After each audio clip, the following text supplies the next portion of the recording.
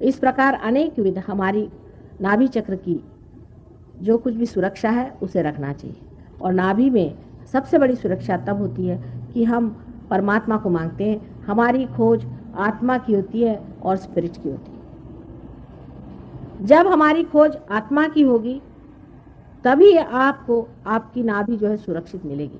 अगर आपकी खोज और चीज़ों की है तो कभी भी आपकी नाभि सुरक्षित नहीं होगी। और इतनी ज़्यादा घबराने की कोई भी बात नहीं है। हमारे देश में लोग इतने घबराए हुए हैं हर समय पैसे के पीछे में कि उनको ऐसा लगता है कि पैसा किसी तरह से भी हो कमा ही लेना चाहिए। किसी की चाहे गर्दन भी काटनी पड़े तो भी पैसे कमाना चाहिए, किसी की बदनामी करनी पड़े तो भी हर्जा नहीं, झूठ बोलना पड़े तो भी हर्जा नहीं, पैसा किस तरह से कमाना चाहिए। इसको मैं ये कहती हूँ कि सिन अगेंस्ट द फादर। इसका नाम मैंने रखा है सिन अगेंस्ट द फादर। और लेफ्ट साइड के जो लोग हैं, जो परदेसी लोग हैं, उनको मैं कहती हूँ कि सिन अगेंस्ट द मदर। दो तरह के सिंस होते हैं। एक आप लोग यहाँ अपने भारतवर्ष में हम लोग सिन अगेंस्ट द फादर कहते हैं कि हम लोग ये नहीं जानते कि परमात्मा हमारे पिता है और वो सर्वशक्तिमान है, सर्वशक्तिमान है, और वो हमारा सब कुछ देखते हैं। तब हम इस तरह से क्यों विचलित हैं? क्यों इतने ज़्यादा हम आफत में फंसे हैं? क्यों चोरी चकारी कर रहे हैं? क्यों गंदे काम कर रहे हैं? अगर हम जानते हैं कि हमारे प्रभु परमेश्वर परमात्मा सब कुछ वो हमारे अपने हैं, तब हमें ये धंधे करने की क्या जरूरत है? अगर दो आपके पास रेडियो सेट कम हो गए तो क्या आफत आ गई? उससे भी तो कोई आनंद मिलता हुआ दिखाई नहीं देता ना। इस चीज को अगर आदमी समझ ले कि संतोष से परमात्मा सर्वशक्तिमान हमारे पिता जो हैं वो हमको जो भी देंगे, जैसे राखहु तैसे ही रहो। मैं तो सोचती हूँ कभी कभी जो आदमी रास्ते पे सोता है वो ज्यादा आनंद में है बनिस्बत इसके कि जो जाके बैंक में चेक लिखता है। मुझे तो लिखना ही नहीं आता है सब कुछ। मैं तो पैसा क्या समझती नहीं, मेरे को अकल ही नहीं है उस चीज की, लेकिन आनंद में रहती हूँ। अब है तो है, नहीं है तो नहीं है, बैठे हुए हैं, अब उसके लिए रोने की क्या जरूरत है? घर परमात्मा ने दिया है तो आराम से रह रहे हैं, नहीं है तो नहीं रह रहे। इतनी ज्यादा परेशान होने की कौन सी बात है? और दूसरों पे इंप्रेशन डालना, दूसरों से झूठी अपनी संपत्ति का बखान करना, इसमें कुछ रखा नहीं। मनुष्य कर सादगी से भी रहता है तो भी वह वंदनीय है, और अगर वो बड़े शान शौकत से भी रहता है तो भी वो निंदनीय है। अधिकतर तो निंदनीय ही होता है। अगर कोई बड़ी मोटर लेकर के चला जाए तो गरीब लोग कहते हैं हाँ इससे 420 करके मोटर कमाई। तो काहे को सादी रखो, काहे को शान बगाना, उससे तो निंदा ही होती। इसलिए अगर मध्यम रहो, बहुत ज्यादा किसी चीज की लालच न करो, तो भी नाभि चक्र बहुत सुव्यवस्थित रह सकता है। ये तो हो गया सिन अगेंस्ट द फादर। और सिन अगेंस्ट द मदर जो है ये वेस्टर्न लोग करते हैं। माने यह है कि इनमें लज्जा नाम की चीज हट गई। इनमें कोई भी चीज जिसको मोरालिटी कहते हैं वो रह नहीं गई। इनके अंदर माँ बहन भाई ये कोई विचार नहीं लगा। फ्रॉइड साहब के सब शिष्य हो गए, और इसलिए इतनी इन लोगों ने गंदगी कर रखी है कि मुझे आपके सामने वो कहने में भी लज्जा आती है और कहने लायक है भी नहीं। सारे लोग इसी तरह से बिल्कुल गंद हो गए, बिल्कुल गंदे लोग हैं। मुझे तो इतनी घिन चढ़ती इन लोगों की बातों से भी, और समझ में नहीं आता है। टीवी में देखो तो वो, कहीं जाओ तो वो, मानो इनको और कोई धंधा ही नहीं रह गया, कोई इनके जीवन में आनंद नहीं रहा, और बहुत ही गंदगी में फंसे हुए लोग हैं ये। और इसको ये स्वतंत्रता मानते, ये नहीं जानते कि सबसे बड़ी परतंत्रता इन्होंने अपने ऊपर लाद ली है। गंदी आदतें लगा ली हैं और बिल्कुल बेकार हो गए। दुनिया भर की गंदी बीमारियां इनके अंदर में हैं। इनकी औरतें बिल्कुल गंदी हो गई हैं, और कोई भी इनमें से ऐसा नहीं रह गया जिसको कि हम माने कि भाई इसमें कुछ भी ऐसी शाश्वत चीज़ें बची। सहयोग की कृपा से वहाँ पर हमने 300 आदमियों को ठिकाने लगाया और उनको रास्ते पर लाए। और जड़वाद भी जिसे हम कहते हैं कि भाई मटेरियलिज्म, अगर आपके अंदर मैटर आ जाए तो फिर आदमी सुखी होता है, बिल्कुल भी नहीं। बड़े कंजूस, महाकंजूस, कभी 2 पैसा नहीं खर्चा करेगा। किसी के घर में जाओ तो आपको बैठने को भी नहीं कहेंगे, इनके घर में चूहा भी नहीं जाता। ऐसे ये लोग होते हैं, महाकंजूस होते हैं। आप लोग इनसे बहुत ज्यादा छूटे हुए हैं, आपको पता नहीं। आप में भोलापन बहुत ज्यादा है, आप बहुत सादगी है, माँ बहन है आपके अंदर। क्योंकि हमारा देश योग भूमि है, इसमें कितना भी टूटेगा आदमी तो कहाँ तक टूटे जाएगा, तो कहाँ तक जाएगा। इसके बंधन से छूटना मुश्किल काम है। लेकिन तो भी आप देखिए कि आज यहाँ पर देख लीजिए आप, आपको आश्चर्य होगा कि एक भी परदेसी नहीं आया हुआ। ये जो आए हैं ये तो मेरे ही साथ आए, एक भी परदेसी एडवर्टीजमेंट देख के नहीं आया। Not a single foreigner has come after seeing my advertisement. और आता है इक्का दुक्का, वो भी भाग जाता है, क्योंकि जैसे ही मैंने कहा कि आपको सदाचार से रहना पड़ेगा सहयोग के बाद, तो भागे। क्योंकि सदाचार उनके लिए ऐसी चीज लगती है कि बिल्कुल ही वो उसका फिर कह देते हैं कि वो आंटी फलानी ठिकानी है, उसके जैसे वो बताती है माता जी के जैसे।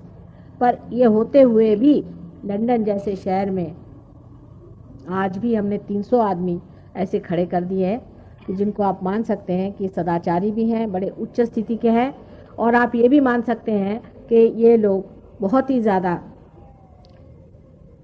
इस मामले में गहरे उतरे, बहुत मेहनत की इन्होंने सब गंदी बातें छोड़ करके बड़ी मेहनत की है। तो ये भी इनमें बात है कि इनकी खोज भी बड़ी ज़बरदस्त है। अगर इनसे कोई बता दे कि इसमें सत्य है और सत्य वो पाले तो बहुत उठते हैं। नाभि चक्र पे मैंने इसलिए बहुत समय दिया है कि नाभि चक्र हमारे लिए बहुत ही महत्वपूर्ण है। अब नाभि चक्र के खराब होने से कौन सी बीमारियां होती हैं मैं आपको बताऊं। नाभि चक्र के खराब हो जाने से सबसे पहले तो आपको बीमारी होती है कि जिसे लिवर कहते हैं, राइट साइड में लिवर की खराब हो जाती है। अब सहयोग में हम लोग लिवर बिल्कुल पूरी तरह से ठीक कर सकते हैं, और वो किस तरह से करना चाहिए वो आपको बता दूँ। दूसरी चीज़ है कि इम्बैलेंसेस आ जाए, मतलब ये नाड़ी या वो नाड़ी, अगर राइट नाड़ी बहुत चले आदमी की, अगर कोई आदमी बहुत ज़्यादा सोचता है विचारता है तो उसको डायबिटीज़ और इस तरह की बीमारियां जो कि उसके स्प्लीन और पैनक्रियास और उसकी किडनी और यूट्रस से संबंधित है वो हो जाती है। नाभि चक्र की गहन जो बातें हैं वो भी मैंने आपसे बता दी कि आदमी अगर शराब पीता है या उसको ये भूत ऊत का काम करता है तो भी नाभि चक्र खराब हो जाता है। और नाभि चक्र की और विशेषता यह है कि इसके अंदर धर्म है। अगर आपने, जैसे अब हम ही अपना बताते हैं आपसे कि हमें तो अगर कोई नंगी औरत का फोटो देख ले तो फौरन उल्टी हो जाएगी, फौरन उल्टी। हम तो अपने दिमाग से सोचते हैं नहीं, हमारा धर्म सारा पेटी में बैठा हो। कोई भी गलत कोई काम करता हो तो एकदम हमें फट से उल्टी हो जाएगी पहली चीज, और नहीं तो फिर डायरिया लग जाएगा 2-3 इसके लिए। तो बिल्कुल ये सीधा हिसाब है, उसमें कोई हम सोचते नहीं, हम तो कोई चीज को बुरा भला कहते भी नहीं, पर देखा ये चीज गंदी है हो गया, वो पेट ही हमारा सोचता है, पेट सोचता है दिमाग नहीं सोचता।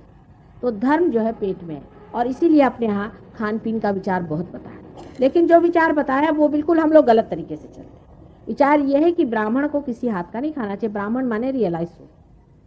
रियलाइज सोल अगर नॉन रियलाइज सोल के हाथ से खाता है तो उसके हाथ में वाइब्रेशंस जो हैं वो खराब हो जाते हैं, तो उसको तकलीफ हो जाती है, इसलिए कहा गया है। लेकिन वो अगर जात का, आजकल तो जाति है दुनिया भर की बनी हुई, अगर शेड्यूल कास्ट भी है और वो अगर रियलाइज सोल है तो उसके लिए भी प्रतिबंध है कि ऐसा ब्राह्मण जो कि पैसा लेता है भगवान के नाम पे, उसके हाथ का नहीं खाना चाहिए। अनटचेबिलिटी का ये अर्थ है, इसका गहन अर्थ ये है कि जो आदमी रियलाइज सोल है उसको अनरियलाइज सोल से बना हुआ खाना नहीं खाना चाहिए, या कम से कम किसी दुष्ट के हाथ का तो खाना ही नहीं चाहिए। तो अब जो आप गुरुओं के यहाँ जाते हैं, उन्होंने खाना खिलाया, नाभि गायब, इन्होंने सबने सत्र खोले हैं मुफ्त, आपकी नाभि यहाँ गायब हो गई, आपका सारा पैसा गया है। या तो आपको वो विभूत देते हैं खाने के लिए, जिसके पेट में विभूत गई उसकी नाभि गायब, एकदम सो गए वहां लक्ष्मी नारायण। इसलिए मैंने नाभि पर आपसे कहा है कि इसका संतुलन बनाए रखना है, और बहुत श्रद्धा पूर्वक।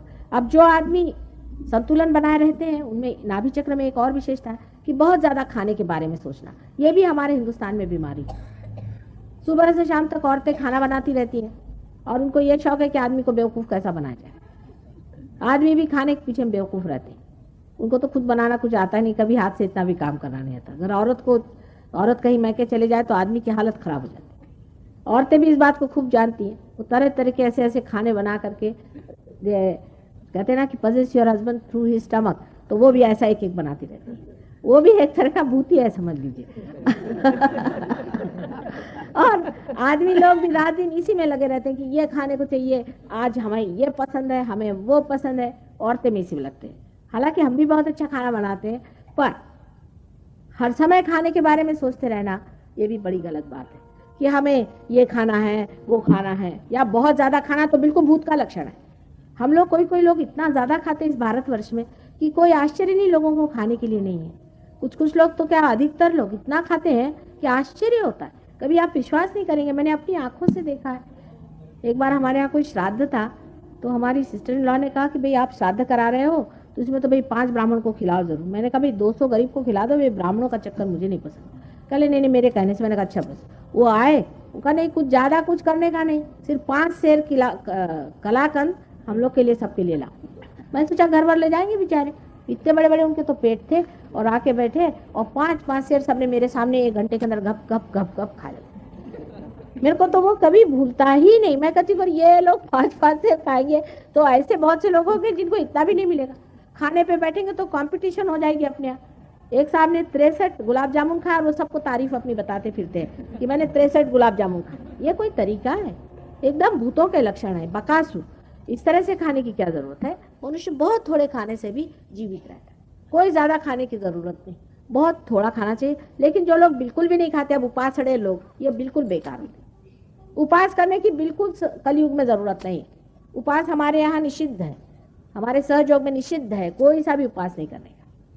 एक ही दिन नरक चतुर्दशी के दिन सिर्फ देर से उठना चाहिए और उपास करना चाहिए, क्योंकि उस दिन नरक के द्वार खुलते हैं। बाकी दिन, अब जैसे चतुर्थी होती है, संकष्टी हो, चतुर्थी हो, गणेश चतुर्थी के दिन सब लोग उपास करते हैं। एक साहब हमारे पास आए, उनको प्रोस्टेट ग्लैंड की तकलीफ, और बड़े भारी की तक्ष के पुजारी और बहुत शरीफ आदमी और बहुत ही अच्छे सहयोगी। मुझे बड़ा आश्चर्य हुआ। मैंने कहा इनको कैसे प्रोस्टेट ग्लैंड की तकलीफ है? क्योंकि आपसे मैंने बताया प्रोस्टेट ग्लैंड के पास ही गणेश का चक्र है। तो मैंने उनसे ऐसी चना, मैं देती हूँ ना मेरा प्रसाद चना, तो चना निकाल के दिया, तो उनका जरा सा मुंह बना। दूसरे साहब कह लें इनकी तो आज उपास। मैंने कहा आज काहे का उपास? कहले आज गणेश जी का जन्म है तो मैंने उपास किया। मैंने कहा अच्छा तरीका। अरे भाई, जिस दिन किसी का जन्म होता है उस दिन क्या सूतक करते? इसी तरह से रामचंद्र जी का जन्म है तो उस दिन, शिव जी का जन्म है तो उस दिन। ये कितनी गलत चीजें हैं। ये ब्राह्मणों ने आपको बेवकूफ बनाने के लिए सिखा रखी है। ये सीधे सरल विचार से आप सोचें कि क्या जिस दिन किसी बच्चे का जन्म अपने घर में होता है उस दिन हम लोग खुशियां मनाते हैं, मिठाइयां बंटवाते हैं, कि उस दिन उपास करके बैठते हैं सूतक लगा के? ये सब गलत इस तरह के उपास। फिर एकादशी का उपास, उस दिन एकादशी का उपास होगा, लेकिन सोचा जाएगा कि सिंघाड़े का आटा कहाँ से आएगा, वो कहाँ से आएगा। सवेरे से लोग बैठे रहेंगे इसमें कि आज क्या खाएंगे, आज क्या होगा, आज कौन सी चीज बनेगी।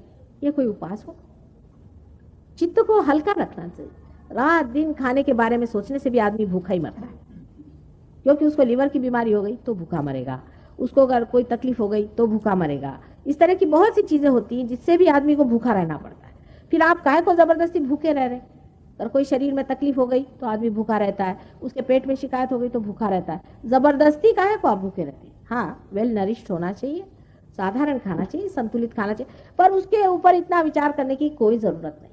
सर्वसाधारण जो कुछ मिल गया उसको वाइब्रेट करके सहयोगी लोगों को खाना पीना चाहिए। इस तरह से आपकी नाभि चक्र की भी दशा जो है वो ठीक रहेगी। अब नाभि पे मैंने क्यों कहा, मैं आपसे बता रही हूँ कि बैठ जाइए बेटे, पार होके जाओ, कहाँ जा रहे हो? ये नमूने है अपने, क्या करें? इसलिए क्योंकि नाभि चक्र बहुत महत्वपूर्ण है, इसलिए मैं नाभि चक्र के लिए बताया। और इन 3-4 दिन में मैं सारे ही चक्र आपको बताऊंगी, पर नाभि चक्र बहुत ही महत्वपूर्ण है और उसको समझ लेना चाहिए कि किसी भी वजह से नाभि चक्र खराब हो गया, जैसे लीवर की बीमारी होती है कि बचपन में गलती से बच्चों को अगर आप भारी खाना दे दें, चॉकलेट या कोई जिसको कहते हैं रबड़ी वगैरह, हेवी चीज़ जाए तो उससे भी लीवर हो जाता है। बहुत काम करने से भी लीवर खराब हो जाता है, तो इसको भी ठीक हो सकता है। सहयोग से सब बीमारियां ठीक हो सकती है और संतुलन आ सकता है। सबसे बड़ी चीज़ ये है कि नाभि चक्र में मनुष्य का चित्त बसता है। चित्त जो है वो आपके लिवर से सस्टेन्ड रहता है। चित्त जो है वो आपका अगर खाने में लगा तो आप खाने से गए। यही चित्त जब परमात्मा की ओर उठता है तभी वो असल में मानव हो जाता है। जब तक ये चित्त व्यवहारिक चीज़ों की तरफ, इधर उधर की चीज़ों की तरफ में, जो जिसको कहना चाहिए सुपरफिशियल चीज़ों की तरफ में चित्त फंसा रहता है, वो चित्त हमेशा ही ऐसा गड़बड़ डामाडोल रहता है। पर यही चित्त जब ये सोचता है कि वो परमात्मा जो चीज़ है वो पाने की है और बाकी सब व्यर्थ है, तभी चित्त जो है वहाँ से उठ करके और कुंडलिनी के ऊपर छा जाता है। और वो कुंडलिनी जब उठती है तो उसके ऊपर छाया हुआ चित्त भी ऊपर उठ करके और सर्वव्यापी शक्ति में एकाकार हो जाता है। इसीलिए नाभि चक्र का होना बहुत आवश्यक है कि अच्छा हो, जिससे आपका चित्त जो है वो संतुलित हो पूर्णतया। वहाँ पर एक ही भावना रहे कि हमें ये खाना भी जो है एक यज्ञ कर्म है, खा रहे हैं, लेकिन विशेषकर सबसे बड़ी चीज जो है वो हमें परमात्मा को पाना है। ये चित्त यहाँ से उठ करके जब उठता है तो अनेक चक्रों में से गुजर के और बाहर निकल जाता है। ये चित्त जब शुरू में जब जानवर होता है या कोई होता है तो वो परमात्मा की ओर नहीं उठता, मनुष्य की दशा में ही वो परमात्मा की ओर उठता है। तो जब तक आपके अंदर ये भावना बनी रहेगी कि अंत में मुझे परमात्मा को ही पाना है, आपकी नाभि चक्र बहुत संतुलन में आ जाए। वही है त्वमेकम वरेण्यम त्वमेकम शरण्यम, उसके सिवा और मुझे कुछ पाने का नहीं।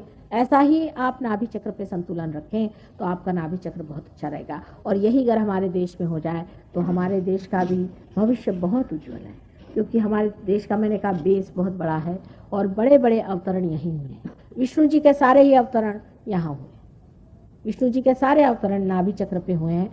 आप जानते हैं कि दशावतार जो भी हुए, बिल्कुल सही बात है। ये भी हमारे उत्थान की कथा है। जिस प्रकार एक मछली पहले होती है, फिर मछली से जा करके मछली जब किनारे पे आ जाती है तो फिर वो कछुआ हो जाती है, रेप्टाइल्स।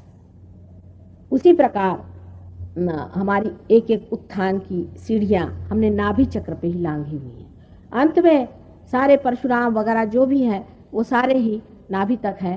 सिर्फ जो उसके ऊपर का जो चक्र है जो कि यहाँ दिखाया नहीं गया है, left hand side, right hand side, right hand side में ये चक्र है जिसे कि हृदय का राइट हैंड साइड कहते हैं। वहाँ श्री राम का अवतरण हुआ। वो बीचों बीच इसलिए नहीं है कि उन्होंने अपने को अवतार न सिद्ध करके और मर्यादा पुरुषोत्तम सिद्ध किया, इसलिए वो अवतार के मार्ग से हटके और साइड में हो गए।